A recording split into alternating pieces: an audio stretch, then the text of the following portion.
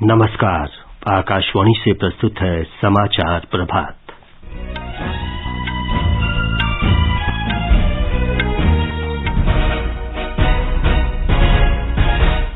प्रधानमंत्री नरेंद्र मोदी आज गुजरात के एकता नगर में राज्यों के पर्यावरण मंत्रियों के राष्ट्रीय सम्मेलन का उद्घाटन करेंगे। केंद्रीय गृह मंत्री अमित शाह आज से 2 दिन के बिहार दौरे पर। भारत ने यूक्रेन में युद्ध तत्काल समाप्त करने का आह्वान किया, वार्ता और राजनयिक समाधान का आग्रह। रक्षा मंत्रालय ने अग्रिम पंक्ति के युद्धपोतों के लिए ब्रह्मोस मिसाइल की खरीद के 1,700 करोड़ रुपए के अनुबंध पर हस्ताक्षर किए। भारतीय रिजर्व बैंक ने महाराष्ट्र के लक्ष्मी सहकारी बैंक का लाइसेंस रद्द किया, खाता धारकों को 5 लाख रुपए तक निकालने की अनुमति। दिल्ली सहित राष्ट्रीय राजधानी क्षेत्र में तेज वर्षा, नोएडा में 8वीं कक्षा तक के स्कूल आज बंद रहेंगे। प्रधानमंत्री नरेंद्र मोदी के भाषणों के संग्रह का आज नई दिल्ली में आकाशवाणी भवन परिसर में लोकार्पण किया जाएगा। जापान में 11 अक्टूबर से विदेशी पर्यटकों के लिए कोविड प्रतिबंध हटाने का फैसला। और क्रिकेट में भारत और ऑस्ट्रेलिया के बीच दूसरा T20 अंतर्राष्ट्रीय मैच आज शाम नागपुर में। समाचार प्रभात में फरहत नाज के साथ मैं विमलेंदु पांडे।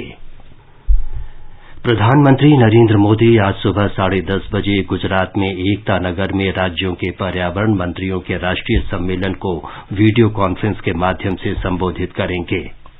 सहकारी संघवाद की अवधारणा के अनुरूप इस सम्मेलन का आयोजन किया जा रहा है। इसमें पर्यावरण अनुकूल जीवन शैली पर ध्यान केंद्रित किया जाएगा।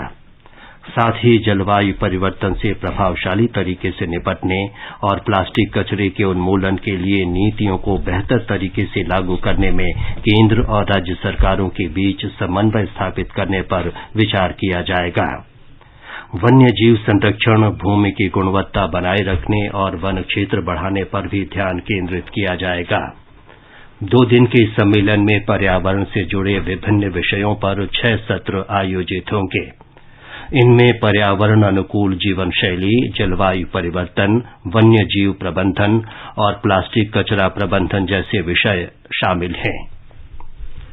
केंद्रीय गृह मंत्री अमित शाह आज से बिहार के 2 दिन के दौरे पर रहेंगे। श्री शाह पूर्णिया और किशनगंज में विभिन्न कार्यक्रमों में भाग लेंगे। मुख्यमंत्री नीतीश कुमार के नेतृत्व वाले जनता दल यूनाइटेड के भारतीय जनता पार्टी से अलग होने के बाद गृहमंत्री की ये पहली बिहार यात्रा है। गृहमंत्री आज पूर्णिया के रंगभूमि मैदान में जनभावना रैली को संबोधित करेंगे। बिहार भाजपा अध्यक्ष संजय जायसवाल ने बताया कि श्री अमित शाह का दौरा राज्य के बदले राजनीतिक माहौल में महत्वपूर्ण है। इस बार पूर्णिया में हो रहा है, खास जरूर है क्योंकि यहाँ पर इस इलाके में बहुत तरह के चैलेंजेस भी हैं। सभी में इतना उत्साह है, प्रत्येक व्यक्ति में है कि माननीय गृह मंत्री जी का इस इलाके में आगमन और इस इलाके के लोगों से सीधे वार्तालाप, यह अपने आप में बहुत बड़ी बात है। और इस इलाके के जो भी समस्याएं हैं, जो चैलेंजेस हैं, माननीय गृह मंत्री जी उसका फर्स्ट हैंड एक्सपीरियंस भी लेंगे। हम तो 36 सीट पर कम से कम जीतेंगे, लेकिन जदयू का खाता बिहार में खुलेगा कि नहीं, इसमें भी उनकी शंका है। केंद्रीय मंत्री गिरिराज सिंह ने popular front of India PFI को सांस्कृतिक संगठन के रूप में संरक्षण देने के लिए बिहार के मुख्यमंत्री नीतीश कुमार और RJD प्रमुख लालू यादव को दोषी ठहराया है। पूर्णिया में संवाददाताओं से बातचीत में गिरिराज सिंह ने कहा कि बिहार आतंकवादियों का स्लीपर सेल बन चुका है और PFI पूर्णिया को इसका गढ़ बनाना चाहता है। PFI के खिलाफ राष्ट्रीय अन्वेषण अभिकरण की राष्ट्रव्यापी छापेमारी को लेकर उन्होंने कहा कि कानून अपना काम करेगा। जो इतना बड़ा कुकीर्त करता हो, फंड इकट्ठा करता है, भारत के खिलाफ आंदोलन करता है, भारत के जनमानस को भड़काता है, तो ऐसे संस्थानों पर अगर कार्रवाई हो रही है, दुर्भाग्य है जब फुलवारी शरीफ में PFI पर छापे पड़े तो जो पुलिस का वक्तव्य आया था वो निराशाजनक आया। उसे सांस्कृतिक संगठन बताने की कोशिश की गई। ये नीतीश बाबू, लालू यादव, ये लोग तुष्टीकरण की राजनीति करते हैं। रक्षा क्षेत्र में आत्मनिर्भरता को और गति देते हुए रक्षा मंत्रालय ने 1,700 करोड़ रुपए की लागत से ब्रह्मोस मिसाइल के खरीद अनुबंध पर हस्ताक्षर किए हैं। भारतीय नौसेना के लिए इस मिसाइल की खरीद भारत और रूस के संयुक्त उपक्रम ब्रह्मोस एरोस्पेस प्राइवेट लिमिटेड से की जाएगी। इस अनुबंध से महत्वपूर्ण शस्त्र प्रणाली के घरेलू उत्पादन को बढ़ावा मिलेगा और स्वदेशी उद्योगों की सक्रिय भागीदारी सुनिश्चित होगी। भारतीय रिजर्व बैंक ने पर्याप्त पूंजी नहीं होने के कारण महाराष्ट्र के लक्ष्मी सहकारी बैंक का लाइसेंस रद्द कर दिया है। प्रत्येक जमाकर्ता को 5 लाख रुपए तक निकासी की अनुमति दी गई है। रिजर्व बैंक ने कहा है कि लक्ष्मी सहकारी बैंक की वित्तीय स्थिति असंतोषजनक है और बैंक का संचालन जारी रहना जमाकर्ताओं के हित में नहीं है। सहकारी आयुक्त और सहकारी समिति पंजीयक से भी बैंक का संचालन बंद करने और वित्तीय निगरानी के लिए ऋण शोधनकर्ता नियुक्त करने को कहा गया है। 13 सितंबर तक बैंक जमाकर्ताओं की बीमाकृत राशि में से 193 करोड़ रुपए का भुगतान कर चुका है। विदेश मंत्री डॉक्टर सुब्रमण्यम जयशंकर ने कहा है कि यूक्रेन संघर्ष पूरे अंतर्राष्ट्रीय समुदाय के लिए गंभीर चिंता का विषय है। संयुक्त राष्ट्र सुरक्षा परिषद में यूक्रेन के मुद्दे पर डॉक्टर जयशंकर ने कहा कि विश्व के कई क्षेत्रों पर भी इसका असर पड़ रहा है। विदेश मंत्री ने कहा कि ये दौर युद्ध के लिए नहीं है और भारत तत्काल युद्ध रोके जाने और राजनयिक माध्यम से बातचीत पर बल देता है। उन्होंने कहा कि शांति और सुरक्षा बनाए रखने के लिए अन्याय के खिलाफ संघर्ष जरूरी है। उन्होंने कहा कि सुरक्षा परिषद को इस बारे में सशक्त और सर्वसम्मत संदेश देना चाहिए। उन्होंने कहा कि राजनीति को किसी भी हाल में जवाबदेही से बचना नहीं चाहिए। उन्होंने कहा कि सुरक्षा परिषद को समझना होगा कि अपराधों के लिए दंडित नहीं करना अन्याय का समर्थन करना है। उन्होंने कहा कि हर हाल में विश्वसनीयता बनाए रखना जरूरी है। विदेश मंत्री डॉक्टर सुब्रमण्यम जयशंकर ने चीन द्वारा जैश-ए-मोहम्मद के एक आतंकी को प्रतिबंधित सूची में डालने पर परोक्ष टिप्पणी की है कि जब विश्व के कुछ आतंकवादियों को प्रतिबंधित करने की बात आती है तो कुछ देश उन्हें छूट देते हैं।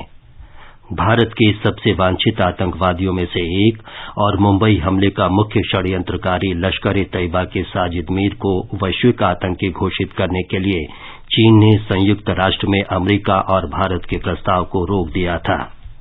चीन संयुक्त राष्ट्र सुरक्षा परिषद की प्रतिबंध समिति में पाकिस्तान के आतंकवादियों को प्रतिबंधित सूची में डालने पर बार बार रोक लगाता है। संयुक्त राष्ट्र महासचिव एंटोनियो गुतेरस ने यूक्रेन में जैपोरिजिया परमाणु ऊर्जा संयंत्र की स्थिति पर चिंता व्यक्त की है। श्री गुतेरस ने कहा कि परमाणु संयंत्र को किसी भी तरह के नुकसान से आसपास रहने वालों के लिए गंभीर खतरा हो सकता है। संयुक्त राष्ट्र सुरक्षा परिषद की बैठक को संबोधित करते हुए उन्होंने कहा कि इस युद्ध को समाप्त किया जाना जरूरी है। श्री गुतेरस ने कहा कि संयुक्त राष्ट्र की मध्यस्थता के बाद इस वर्ष जुलाई में रूस, यूक्रेन और तुर्की के बीच समझौते से यूक्रेन से विश्व को खाद्यान्न का निर्यात संभव हुआ है और इससे विश्व में खाद्य पदार्थों के दाम तेजी से कम हुए हैं। उन्होंने अन्य देशों से रूस के उर्वरकों के निर्यात के लिए मार्ग उपलब्ध कराने को कहा। उन्होंने चेतावनी दी कि विश्व में उर्वरकों का बाजार स्थिर नहीं होने पर अगले वर्ष खाद्य संकट का सामना करना पड़ सकता है। ये समाचार आकाशवाणी से प्रसारित किए जा रहे हैं।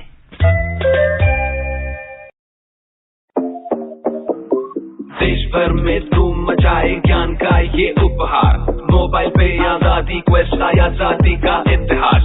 डाउनलोड करे आजादी क्वेस्ट, ये लो जीतो ढेरों इनाम, मौका पाए जुड़ने का रेडियो और डीडी के साथ। सिर्फ खेल नहीं उत्सव है, आजादी का अमृत महोत्सव है, आजादी का अमृत महोत्सव है। डाउनलोड करें आजादी क्वेस्ट ऐप और पाएं ढेरों इनाम।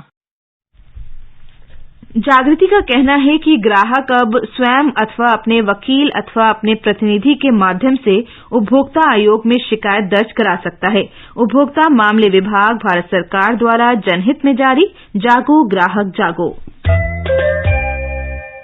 समाचार प्रभात में आपका फिर स्वागत है और अब आगे बढ़ने से पहले एक नजर मुख्य समाचारों पर। प्रधानमंत्री नरेंद्र मोदी आज गुजरात के एकता नगर में राज्यों के पर्यावरण मंत्रियों के राष्ट्र सम्मेलन का उद्घाटन करेंगे। केंद्रीय गृह मंत्री अमित शाह आज से 2 दिन के बिहार दौरे पर। भारत ने यूक्रेन में युद्ध तत्काल समाप्त करने का आह्वान किया, वार्ता और राजनयिक समाधान का आग्रह किया। रक्षा मंत्रालय ने अग्रिम पंक्ति के युद्धपोतों के लिए ब्रह्मोस मिसाइल की खरीद के 1,700 करोड़ रुपए के अनुबंध पर हस्ताक्षर किए। भारतीय रिजर्व बैंक ने महाराष्ट्र के लक्ष्मी सहकारी बैंक का लाइसेंस रद्द किया। खाता धारकों को 5 लाख रुपए तक निकालने की अनुमति। दिल्ली सहित राष्ट्रीय राजधानी क्षेत्र में तेज वर्षा। नोएडा में 8वीं तक स्कूल आज बंद रहेंगे। प्रधानमंत्री नरेंद्र मोदी के भाषणों के संग्रह का आज नई दिल्ली में आकाशवाणी भवन परिसर में लोकार्पण किया जाएगा। जापान में 11 अक्टूबर से विदेशी पर्यटकों के लिए कोविड प्रतिबंध हटाने का फैसला और क्रिकेट में भारत और ऑस्ट्रेलिया के बीच दूसरा T20 अंतर्राष्ट्रीय मैच आज शाम नागपुर में। डिजिटल बैंकिंग का है जमाना, टाइम है बचाना। डिजिटल बैंकिंग है आसान, करो चाहे कोई भुगतान, एनी टाइम एनीवेयर, सेफ है, फास्ट है, हर पेमेंट उंगलियों पे सेट है। लेन देन के हैं ऑप्शंस कई, IMPS, NEFT, UPI भी। 24 घंटे करते ये काम, पेमेंट आसान और रहे आराम। RBI कहता है जानकार बनिए, सतर्क रहिए।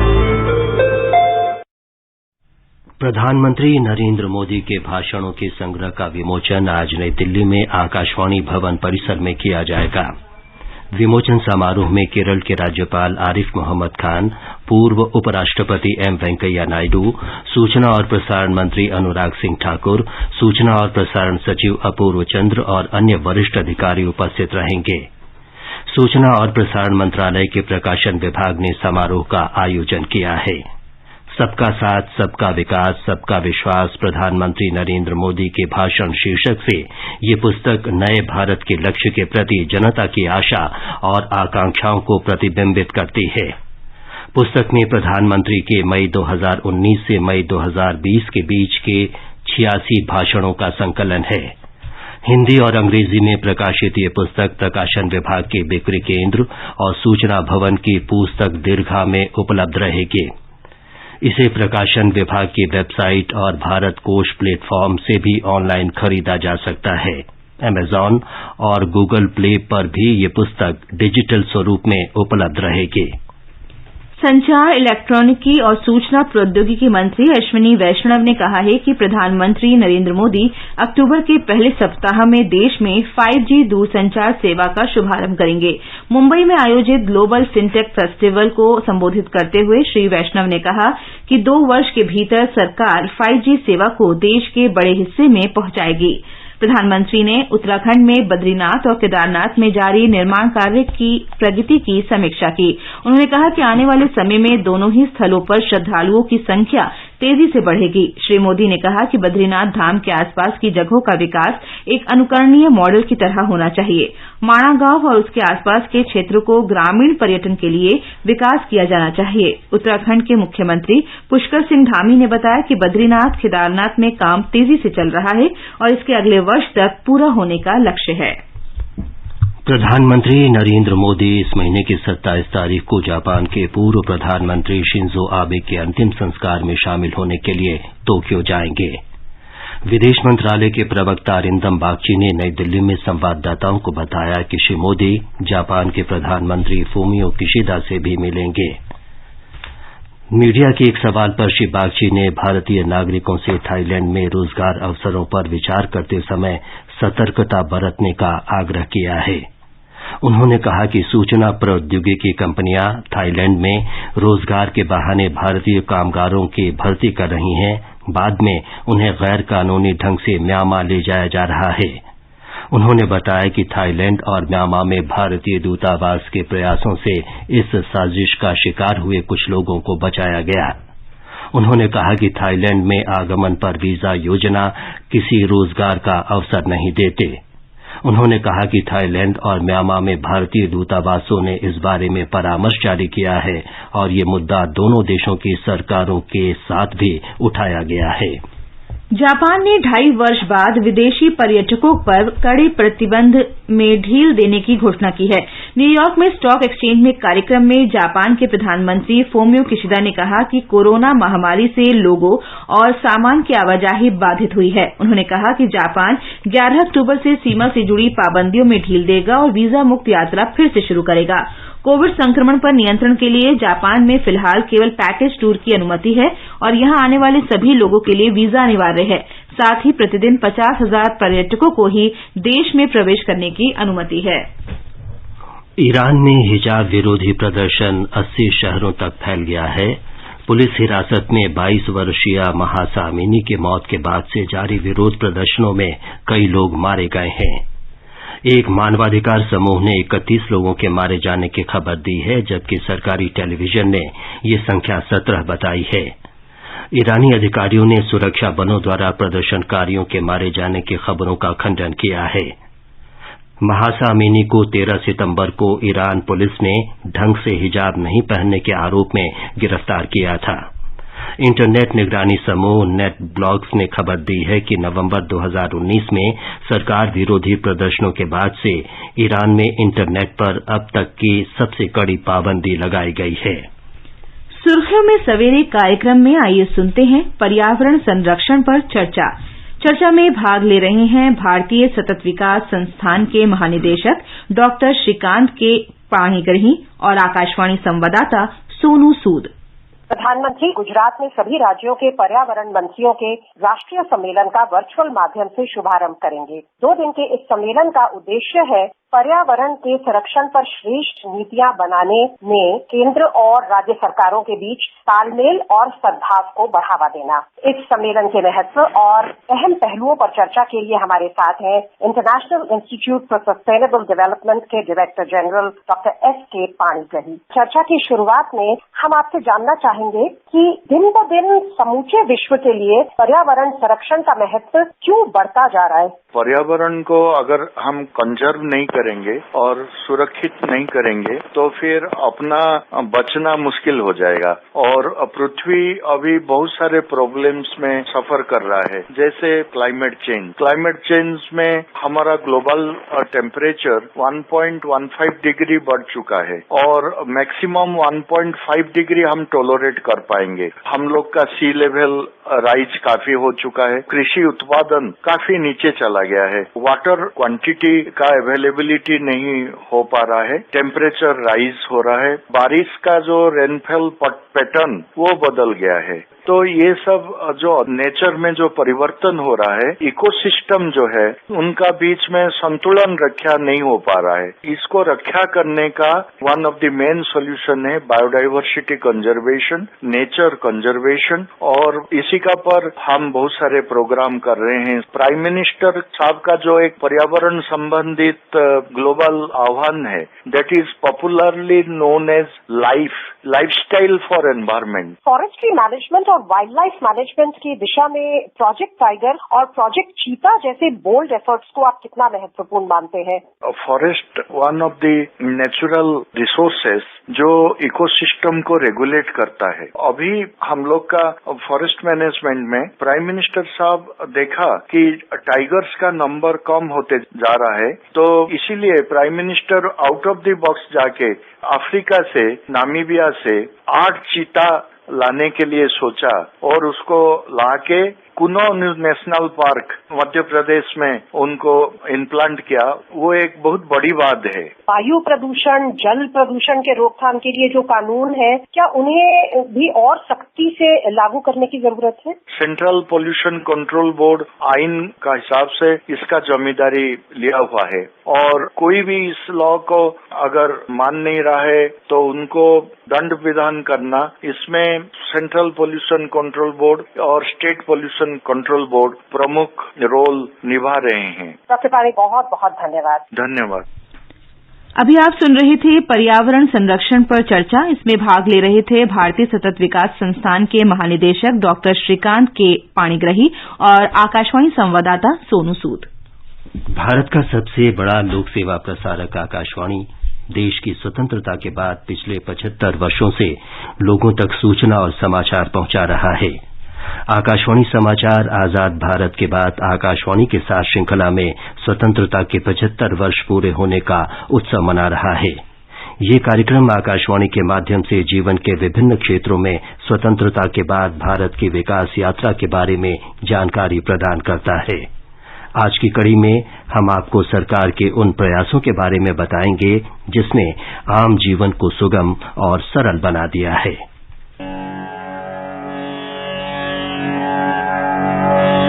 नया भारत हमारी बढ़ती आकांक्षाओं के अनुरूप जीवन को सुगम बना रहा है। वर्ष 2014 से सरकार ने जीवन की सुगमता और व्यापार में सुगमता दोनों को बेहतर बनाने पर बल दिया है। वर्ष 2002 से 2014 तक मेट्रो निर्माण प्रतिवर्ष 20 किलोमीटर था, जो वर्ष 2014 से 2022 तक 63 किलोमीटर तक चला गया। डिजिटल पेमेंट से रोजमर्रा की जिंदगी को काफी आसान बना दिया गया है। भीम जैसे पेमेंट ऐप ने छोटे दुकानदारों को फायदा दिया है। शहरी जीवन में देखा जाए तो अटल मिशन अमृत के अंतर्गत 118 लाख घरों में नल से जल पहुंचाया गया और 97 लाख घरों में सीवर की व्यवस्था की गई। आयुष्मान भारत प्रधानमंत्री जन आरोग्य योजना लोगों के लिए बड़ी राहत लेकर आई है। योजना के अंतर्गत अब तक 3 करोड़ 26 लाख से अधिक लोगों को मुफ्त चिकित्सा उपलब्ध कराई जा चुकी है। 87,000 से अधिक जन औषधि केंद्रों में सस्ती दवाओं से लोगों को 50 से 90% से अधिक की बचत हुई है। एलपीजी कनेक्शन ने लीकेज और बिचौलियों को दूर किया है। इस योजना में 29 करोड़ से अधिक लाभार्थी हैं। पिछले 8 वर्षों के दौरान प्रधानमंत्री नरेंद्र मोदी द्वारा शुरू की गई योजना का उद्देश्य आम आदमी के लिए जीवन की सुगमता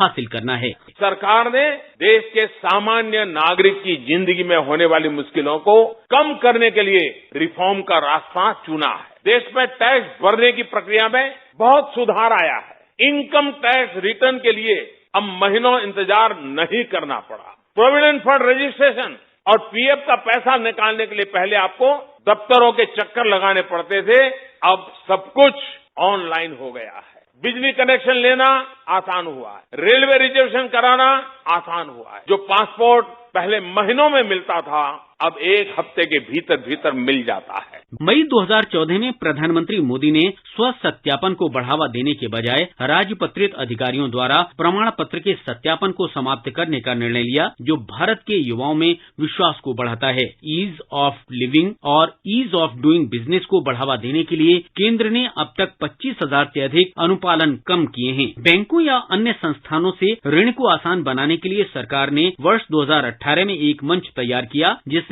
एमएसएमई, गृह, ऑटो और व्यक्तिगत ऋण सहित विभिन्न प्रकार के क्रेडिट उत्पादों की पेशकश की। पेंशन भोगियों और पारिवारिक पेंशन भोगियों के ईज ऑफ लिविंग को बढ़ाने के लिए सरकार ने पेंशन नीति के साथ साथ पेंशन संबंधी प्रक्रियाओं के डिजिटलीकरण में कई कल्याणकारी कदम उठाए हैं। न्यूनतम सरकार और अधिकतम शासन का अर्थ है नागरिकों की अधिक भागीदारी, नवाचार, नवीनतम तकनीकों का उपयोग और पारदर्शिता। इसके अंतर्गत प्रक्रियाओं को और अधिक सरल बनाने पर ध्यान केंद्रित किया गया है। 1 फरवरी 2022 को संसद में केंद्रीय बजट 2022 पेश करते हुए वित्त मंत्री निर्मला सीतारामन ने कहा था कि आम जीवन को सुगम बनाने में राज्यों की सक्रिय भागीदारी मैनुअल प्रक्रियाओं के डिजिटलीकरण और केंद्र और राज्य के एकीकरण से निर्देशित होगा। ये सभी नागरिक केंद्रित सेवाओं के लिए एकल बिंदु पहुंच बनाने में मदद करेगा और मानकीकरण और अतिव्यापी अनुपालनों को हटाने में मदद करेगा। This government aims to bring greater ease of living in the lives of its citizens. Digital payments are gaining acceptance everywhere, including by the government. Use of technology is an effective way to ensure this. Pradhan Mantri Shram Yogi Man Dhan was launched on 5th March 2019. The scheme aims at providing 3,000 rupees per month as pension on attaining the age of 60 for good quality of life and ease of living, maintaining a cleaner environment and ensuring sustainable energy use in absolutely vital.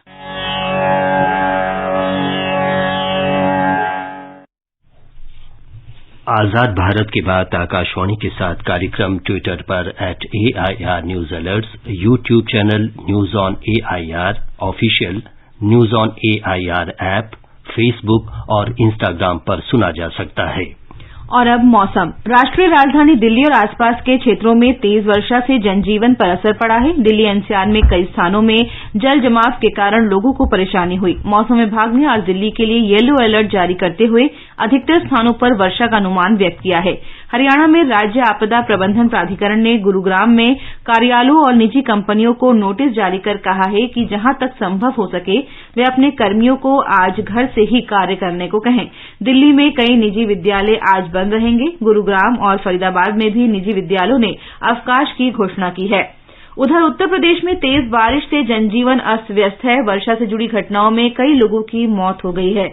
राज्य के अनेक जिलों में आज 12वीं कक्षा तक school बंद रहेंगे। हमारे संवाददाता ने बताया कि मुख्यमंत्री योगी आदित्यनाथ बाढ़ प्रभावित जिलों का हवाई सर्वेक्षण करेंगे। उत्तर प्रदेश के पश्चिमी इलाकों में पिछले 2 दिनों से लगातार भारी बारिश हो रही है। इसकी वजह से तमाम जिलों में आम जनजीवन पूरी तरह अस्त व्यस्त हो गया है। सबसे ज्यादा प्रभावित जिलों में फिरोजाबाद, अलीगढ़, कासगंज, बदायूं, गौतम बुद्ध नगर और हमीरपुर शामिल हैं। फिरोजाबाद जिले में भारी बारिश की वजह से दीवार ढहने से 3 लोगों की मौत हो गई।